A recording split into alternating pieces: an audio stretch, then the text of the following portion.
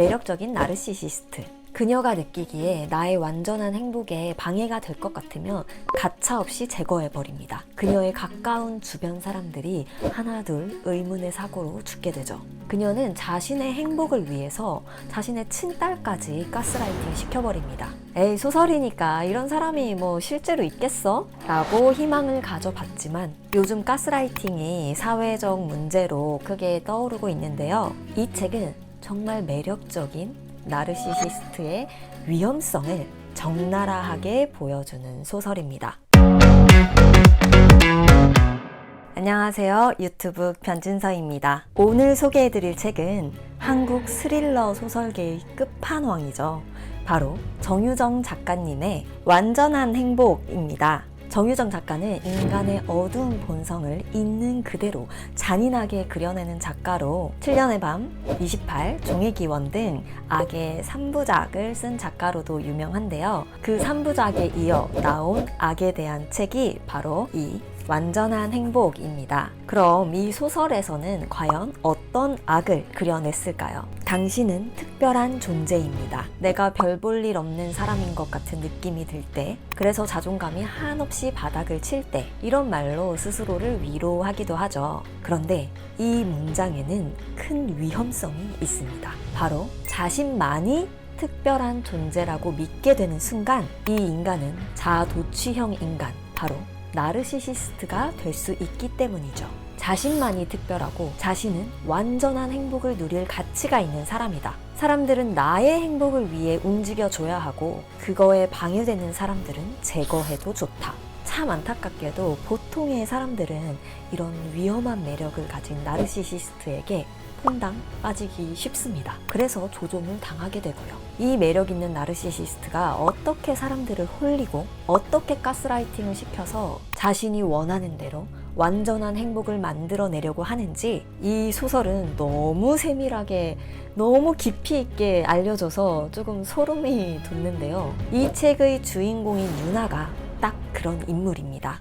이 책의 모티브가 된 실제 살인사건이 있습니다. 저는 맨 처음에 이 소설이 그 실제 사건을 모티브로 쓴 책인 줄 모르고 읽었거든요. 그 사건을 알고는 있었지만 이 책과 연결을 못해서 그냥 저는 이 책 속의 내용들이 다 허구인 줄 알고 너무 재미있게 읽었는데 사실은 이 책 속에 있는 이 내용들이 실제 사건이라고 해서 정말 섬뜩하더라고요. 이 소설을 다 읽고 그 사건을 찾아보니까 전체적인 큰 틀이 실제 사건과 굉장히 비슷한 점이 많았습니다. 그리고 개인적으로 제가 정유정 작가의 소설을 좋아하는 이유가 정말 탄탄하고 세밀한 스토리뿐만 아니라 그 이후에 인간의 본성에 대해서 본질적인 문제에 대해서 좀 생각해 보게 하는 그런 힘이 있기 때문인데요. 이 소설의 메시지가 열린 결말이 아니라 정말 명확합니다. 이 책의 제목이 완전한 행복이잖아요. 이 소설 속 유나는 완전한 행복을 꿈꿉니다. 자신이 상상하는 완전한 행복을 머릿속에 그려놓고 그것을 방해하는 요소는 가차없이 제거해버리고 자신들을 따라올 수 있도록 그렇게 조종을 하는 것이죠. 우리가 다들 행복해지고 싶어 하지만 어떻게 보면 완전한 행복이라는 그 완전한 이 붙을 수 있다는 건 사실상 거의 불가능에 가깝기 때문에 완전한이라는 이 수식어에 집착하는 순간 또 다른 불행은 시작되는 게 아닌가 싶었어요. 이 소설은 나르시시스트 유나의 시선이 아니라 유나의 딸이라든지 현재 남편이라든지 그런 주변 사람들의 시선을 통해서 기술되어지고 있기 때문에 유나로부터 느끼는 공포를 그대로 내가 느낄 수가 있습니다. 벗어나고 싶어도 벗어날 수 없는 그런 공포. 이 유나라는 사람을 이해하게 되는 게 아니라 저런 존재가 사회에 어떤 악영향을 미치고 주변인들을 어떻게 파괴시키는지를 알 수 있는 것이죠. 그래서 우리는 이 책을 읽는 내내 내가 마치 피해자가 된 듯한 그 피해자의 기분을 느낄 수 있는 책이라고 해야 될까요? 그래서 읽는 내내 불편합니다. 이 책의 후기를 보면 불편하다는 말이 굉장히 많거든요. 하지만 이 책의 매력은 불편한데도 불구하고 궁금해서 끝까지 읽게 되는 그런 참 신비한 소설입니다. 저자의 글에서 저자가 유나의 시점으로 소설을 쓰지 않은 이유에 대해서, 그리고 그녀의 불우한 어린 시절, 그녀의 트라우마 때문에 이런 성격이 형성되었고 이런 사건을 저지르게 되었다라는 그런 이유 등을 설명해 놓지 그렇지 않은 이유를 이 구절을 통해서 알 수 있는데요. 악인의 이야기를 다루고 있지만 주인공은 화자가 아니다. 단 한 번도 이야기 전면에 등장하지 않는다.